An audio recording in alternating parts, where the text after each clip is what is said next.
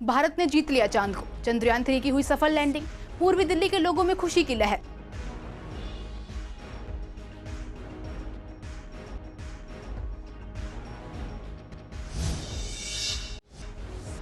भारत में पहली बार होने जा रहा है G20 सम्मेलन का आयोजन। विदेशी मेहमानों के देशों के लगाए जा रहे हैं झंडे, हर तरफ हो रही हैं सम्मेलन की तैयारियां।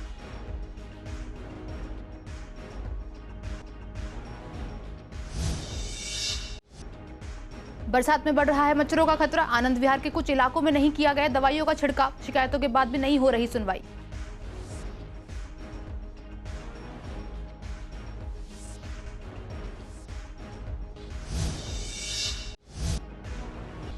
दिल्ली पुलिस ने स्नैचर को किया गिरफ्तार। पहले भी 13 आपराधिक मामलों में था शामिल। चोरी की मोटरसाइकिल भी बरामद।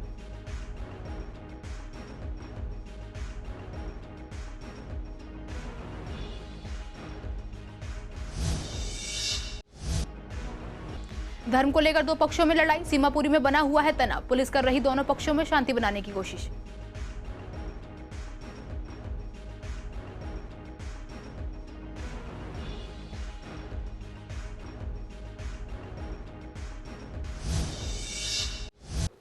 नमस्कार, आप देख रहे हैं CCN लाइव। मैं हूं आपके साथ काजल चौधरी। स्वागत है आपका हमारे खास कार्यक्रम पूर्वी दिल्ली खास में। कुछ खास खबरों के साथ करेंगे बुलेटिन की शुरुआत। भारत ने जीत लिया चांद को, चंद्रयान 3 की हुई सफल लैंडिंग, पूर्वी दिल्ली के लोगों में खुशी की लहर। शाम 6:04 पर भारत को मिली सफलता। चांद पर पहुंचने वाला भारत विश्व का चौथा देश, दक्षिणी सतह पर पहुंचने वाला भारत पहला देश। बुधवार 23 अगस्त 2023 शाम 6:04 और भारत ने रच दिया इतिहास। भारत के चंद्रयान 3 ने चांद की सतह पर कदम रखकर इन क्षणों को अमर बना दिया। चांद पर पहुंचने वाला भारत चौथा देश बन गया और चांद की दक्षिण सतह पर पहुंचने में सबसे पहले भारत ने कामयाबी हासिल की है। बुधवार को दिन भर भारतीय ईश्वर से यह प्रार्थना करते रहे कि चंदा मामा अब भारत से दूर नहीं है। धरती माँ इस बार रक्षाबंधन से 8 दिन पहले हमारे आपके चंदा मामा से मिलाई। इससे पहले भारतीय अंतरिक्ष अनुसंधान संगठन यानी इसरो ने कहा है कि वह अपने महत्वाकांक्षी तीसरे चंद्रमा मिशन चंद्रयान 3 के लैंडर मॉड्यूल चंद्रमा की सतह पर उतारने के वास्ते ऑटोमेटिक लैंडिंग सीक्वेंस शुरू करने के लिए पूरी तरह से तैयार है। इसरो ने सोशल ट्वीट किया कि शाम लगभग 5:44 पर चंद्रयान अपने निर्धारित बिंदु पर पहुंच गया और फिर ALS कमांड प्राप्त होने के बाद तेज गति से उतरने के लिए थ्रॉट लेवर इंजन को एक्टिव किया गया। अधिकारियों ने बताया कि लैंडिंग कराने के लिए 2 इंजनों को बंद करा दिया गया। ऐसा इसीलिए किया जाता है कि चंद्रमा की ग्रेविटी से लैंडर क्रैश ना कर जाए। लगभग 150 से 100 मीटर की ऊंचाई पर पहुंचने पर लैंडर ने अपने सेंसर और कैमरों का इस्तेमाल करके सतह की जांच की कि कोई बाधा तो नहीं है और फिर सॉफ्ट लैंडिंग करने के लिए नीचे उतरना शुरू कर दिया। इस दौरान पूरे देश के लोगों की दिलों की धड़कनें तेज होती गई और इसके साथ ही 6:04 पर भारतीय चंद्रयान 3 ने चांद की सतह को चूम लिया। यह एक ऐसा क्षण है जिस पर हर भारतीय को गर्व है। राष्ट्रपति, PM और सभी ने भारत की इस महान कामयाबी पर देश को बधाई दी है। प्रधानमंत्री ने इस मौके पर कहा है कि यह अभूतपूर्व, अविस्मरणीय और अद्भुत क्षण है। यह क्षण नए भारत की शानदार सफलता का है। भारत में पहली बार सितंबर में G20 सम्मेलन का आयोजन होने जा रहा है। G20 के लिए पूर्वी दिल्ली में हर तरफ तैयारियां चल रही हैं। कहीं साफ सफाई की जा रही है, कहीं रास्तों से अतिक्रमण हटाया जा रहा है। पूरी दिल्ली जगमग हो रही है, दीवारों को सजाया जा रहा है। जो विदेशी मेहमान G20 के लिए भारत आने वाले हैं, झिलमिल अंडरपास के पास उनके देशों के झंडे भी लगाए जा रहे हैं। भारत में पहली बार G20 सम्मेलन होने जा रहा है और ये सम्मेलन अगले महीने है। इस वक्त हम खड़े हैं दिलशाद गार्डन के अंडरपास के पास, जहाँ पर आप देख सकते हैं कि 19 विदेशी मेहमानों के राष्ट्रीय ध्वज यहाँ पर लगे गए हैं और पूरी दिल्ली को सजा रखा है। अगर बात की जाए दीवारों की तो दीवारों पर भी जो है पेंटिंग कर रखी है और मैं आपको दिखाना चाहूँगा कि भारत का तिरंगा जो है सामने आप देख सकते हैं किस तरीके से यहाँ पर लगाया हुआ है। तो पूरी अगर दिल्ली की बात की जाए तो पूरी दिल्ली को पूरी तरीके से सजा रखा है और जो विदेश से जो मेहमान आने वाले हैं उनको दिखाया गया है कि भारत कितना खूबसूरत है। और कहीं ना कहीं ये कहा जा सकता है कि G20 सम्मेलन के बाद आप देख सकते हैं कि किस तरीके से भारत को पूरे जो है विश्व के जो मेहमान आने वाले हैं वो देखेंगे। वीडियो जर्नलिस्ट अतुल के साथ मोहित शर्मा, CCN लाइव, दिल्ली। बरसात का मौसम है और ऐसे में मच्छरों के पनपने और उनसे होने वाली कई बीमारियों का खतरा बढ़ जाता है। वहीं अगर बात करें कॉलोनियों में मच्छरों से बचाव के लिए होने वाले छिड़काव की, तो आनंद विहार के कुछ इलाकों में छिड़काव नहीं किया जा रहा है, जिससे लोग काफी परेशान हैं। जब हमारी संवाददाता सोनिया शर्मा ने आनंद विहार इलाके के डीडीए फ्लैट्स का जायजा लिया तो सामने आया कि यहाँ दवाई का छिड़काव नहीं किया गया है, जिस वजह से डेंगू के मरीज बढ़ने का खतरा बढ़ रहा है। लेकिन शिकायतों के बाद भी कोई सुनवाई नहीं की जा रही। बहुत बुरा हाल है, कोई सफाई नहीं है, कोई निकासी नहीं है, मच्छर बहुत हो रहे हैं। आने वाले टाइम में डेंगू प्रकोप पे चल रहा है इस टाइम। और कभी नहीं हुई मैडम आज तक। आप खुद ही देख रहे हैं, खुद ही चेक कर लीजिए, बुरा हाल है। बरसात में पूरा पानी भरा पड़ा था, खतरा बना रहता लगा लीजिए। ऐसी अगर हालत होती तो बच्चे क्यों बीमार हो रहे हैं। हर घर में कोई ना कोई बच्चा बीमार है और डेंगू सबसे बड़ा प्रकोप चल रहा है इस टाइम। हर हॉस्पिटल में आदमी आने वाले टाइम में भर्ती हो रही है। लगा लो लोगों के नज़रिए में आएगी डीडीए फ्लैट की हालत इतनी बुरी खराब है कि आने टाइम में डेंगू बहुत तेज प्रकोप पर चढ़ेगा। नाली में दवाइयाँ भी डली और काफ़ी दिनों से साफ़ नहीं हुई नाले। ये डीडी फ्लैट आनंद विहार कोई नहीं आता है। कहाँ जब से एक भी बार तो आया नहीं है। इतनी नाली भरी थी, कितना पानी पूरे में सारे में पानी पानी हो जाता है। यहाँ तक तो अंदर तक चला जाता जब जब बारिश होता था। कोई इधर कहाँ कोई आए नहीं है, कोई किसी ने दवाई नहीं डाली। पहले अगली साल आया था, अब जब से कोई भी नहीं आया। बरसात का मौसम है, ऐसे में बहुत मच्छर होते हैं।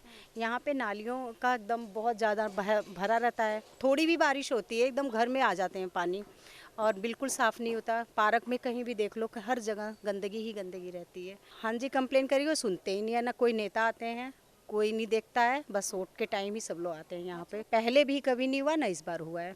बिल्कुल डर लगता है, बीमारियाँ इतना फैलेंगी, डेंगू फैलेंगे, काफ़ी लोगों को चिकनगुनिया होंगे, लेकिन यहाँ पे कोई सफाई ही नहीं है। बार बार हमने कई बार बोला लिख के दिया है कि नालियाँ हमारी दोबारा से इसका पानी का निकासी की जाए।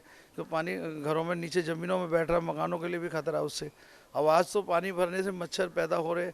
आज डेंगू का आज गवर्नमेंट ने डिक्लेयर कर रखा है, हर जगह पे साफ़ सफाई हो रही है। मगर इस तरीके से तो हमारे यहाँ पर नहीं हो रहा। पीछे भी हमारे जो पिछले साल भी डेंगू के हर साल केस ऐसे आते हैं, क्योंकि मच्छर की वजह से हमारे यहाँ पानी की भरा हुआ है जो नालियों में। आपने देखा होगा आपके द्वारा।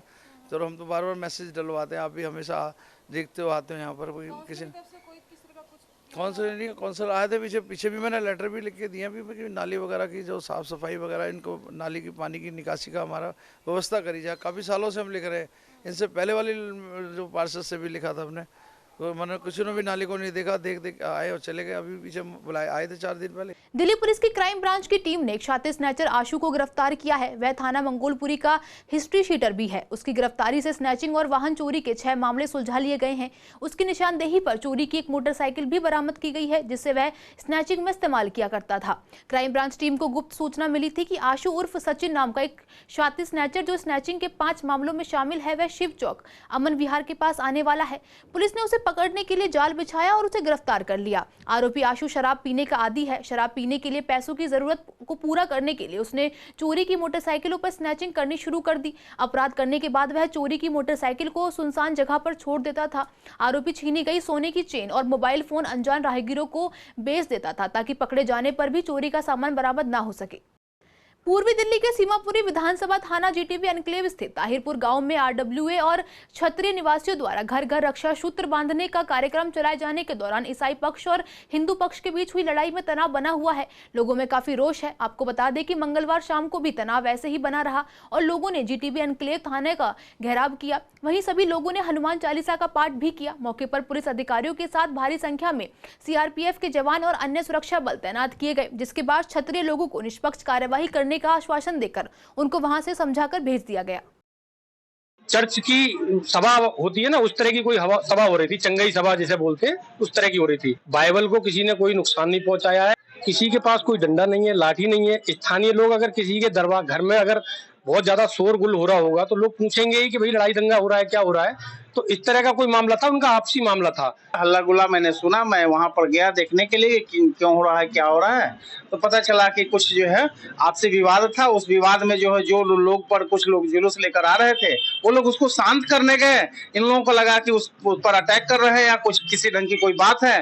अब उसी दरमियान जो उन लोग को वो इसी भ्रम में वो लोग काउंटर कर दिया और काउंटर करने के बाद थोड़ी सी बात बढ़ गई। बात कुछ था नहीं, बात उन लोगों की आपसी था। ये लोग गए उसको शांत करने के लिए, लेकिन उसका उल्टा रिएक्शन हो गया। वहाँ ईसाइयों का मकान या चर्च है ऐसा सुनने में आया। चर्च है वहाँ अंदर और वो हिंदुओं को कन्वर्ट कर रहे थे ईसाई बनाने में। अब जो हिंदुओं को ईसाई बना रहे थे और जो ये बच्चे जो चले गए अंदर गली में राखी बांधने के जो प्रोग्राम था, उस प्रोग्राम को उन्होंने अंदर से इन पे वारदात करी या झगड़ा किया, जो भी किया उन्होंने किया। इन बच्चों की कोई गलती नहीं, ऐसा सुनने में आया। जो धर्मांतरण करवा रहे थे या जो भी स्थिति थी, आप जांच करते और उन्हें सजा देते। ये थोड़ी एक पक्ष को उठा के हम बंद कर दे सीधा और माहौल खराब हो, किसकी जिम्मेदारी है लॉ एंड ऑर्डर का? अब चेक करें, जो लोग गलत काम करते हैं उनके खिलाफ कार्रवाई होनी चाहिए और उस नंद किशोर भाई को मेरे को छोड़ा जाए, क्योंकि हार्ट का मरीज है। उसके परिवार में जाके चेक करें, अगर उसकी गलती नहीं है आप जांच करते, जो भी दोषी हो तो उसके खिलाफ सजा कार्रवाई हो, कोई आपत्ति नहीं। और जो लोग धर्मांतरण करवा रहे हैं उनकी जांच होनी चाहिए पहले। परसों जो घटना घटी है, हमारे लोगों को उसमें नाजायज फंसाया जा रहा है और हमारे एक जो बंदा था भी नहीं उसको पकड़ करके इन्होंने जेल भेज दिया और उधर से हमारी कोई कार्रवाई नहीं की और उनके अगेंस्ट जो है हम लोगों को परेशान किया जा रहा है। तो हम ये चाहते हैं कि कार्रवाई करो, निष्पक्ष करो, टीवी फुटेज देख लो, वहाँ जो कैमरा लगे हैं उनकी फुटेज देख लो और उस पर जो भी दोषी है उसके खिलाफ कार्रवाई। कुत्तों के आतंक से लोग काफी परेशान हैं। इलाकों में कुत्ते इतने ज्यादा बढ़ गए हैं कि आते जाते लोगों पर ही भौंकना शुरू कर देते हैं, जिस वजह से अनजान हो या रोजमर्रा के निकलने वाले लोग हों, सभी परेशान हैं। ऐसे में एमसीडी की तरफ से भी कोई कार्यवाही नहीं हो रही है, जिससे आम जनता को काफी दिक्कतों का सामना करना पड़ रहा है। वहीं इलाके के लोगों का मानना है कि एमसीडी को सख्त कार्रवाई करनी चाहिए, जिससे लोगों को इन कुत्तों से निजात मिल सके। आप सबको ये बताना चाहता हूँ कि कुत्तों का आतंक जो है बहुत ज़्यादा ही हमारे दिल्ली शहर में फैल गया है। ऑल ओवर दिल्ली की RWAs स्ट्रीट डॉग से भरी पड़ी हैं। तकरीबन 6 लाख डॉग्स इस समय दिल्ली में हैं और आए दिन किसी न किसी को काटते हैं। हज़ारों केस रोज़ के आ रहे हैं। हमारे RW स्क्वायर में भी तकरीबन 20 से 25 कुत्ते हैं जिनका ना तो वैक्सीनेशन हुआ है और ना वो रिलोकेट हुए हैं।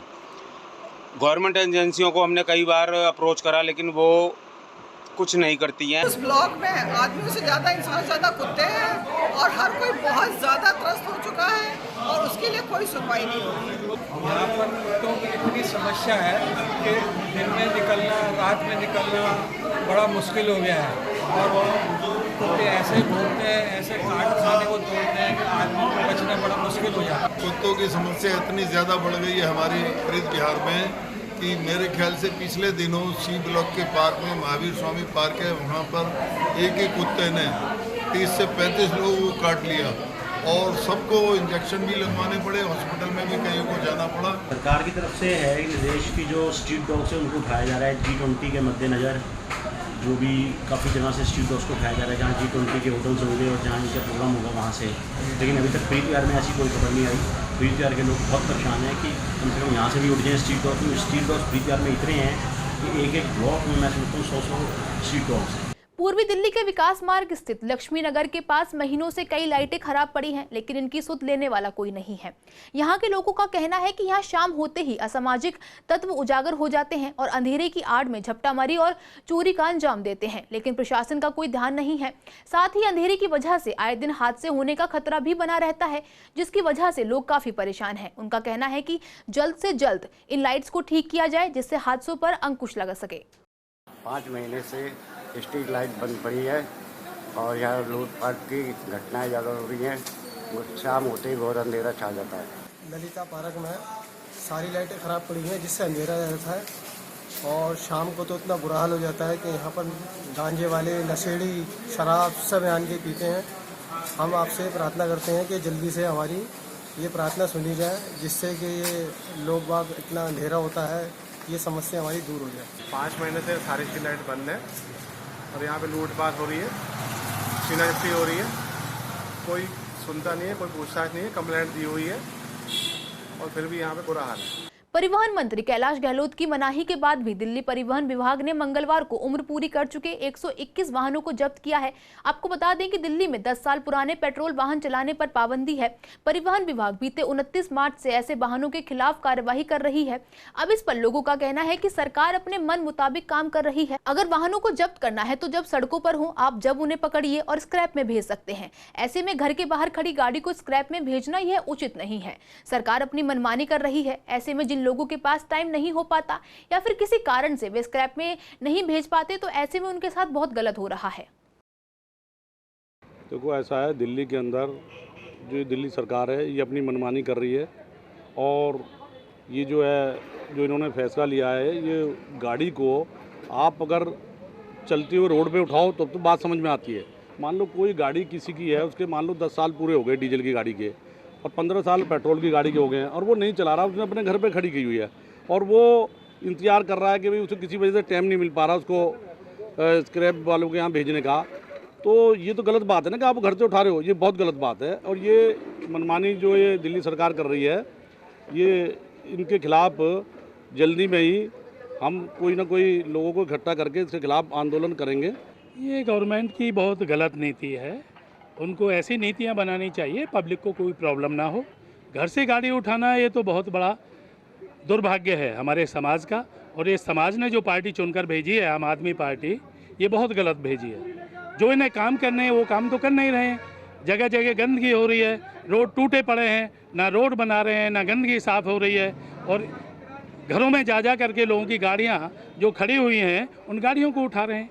लोग तो अपने आप ही स्क्रैप में निकाल रहे हैं, अपनी गाड़ियों को सेल कर रहे हैं दिल्ली से बाहर। देखो जी, ऐसा है, सिस्टमेटिकली चलना चाहिए, है तो गलत तरीका, पर उनकी भी कुछ मजबूरियां होंगी, क्योंकि अगर घर घर के बाहर गाड़ियां खड़ी रहेंगी जो है तो रोड भी तो ब्लॉक होते हैं, भीड़ भी तो इकट्ठी हो रही है फालतू। पब्लिक एक तरफ तो कहती है हटाओ और एक तरफ कहती है मत हटाओ, तो ये दोनों भी कंट्रोडिक्ट। सेंट्रल भी नहीं कुछ काम करना चाहती, आपस में एक दूसरे की लड़ाई में लगे हुए हैं दोनों जने। पब्लिक का नहीं फायदा देख रहे, सब नेतागिरी करने में लगे हुए हैं कि हमारी सीट कैसे बचे। ये नेतागिरी कर रहे हैं, सारे के सारे एक नंबर के भ्रष्ट हैं, चाहे सेंट्रल में हो चाहे दिल्ली सरकार में हो, सब एक नंबर के चोर हैं, काम नहीं करना चाहते कोई भी। आज के इस बुलेटिन में बस इतना ही। हर रोज ऐसी नई खबरें देखने के लिए देखते रहिए CCN लाइव। नमस्कार।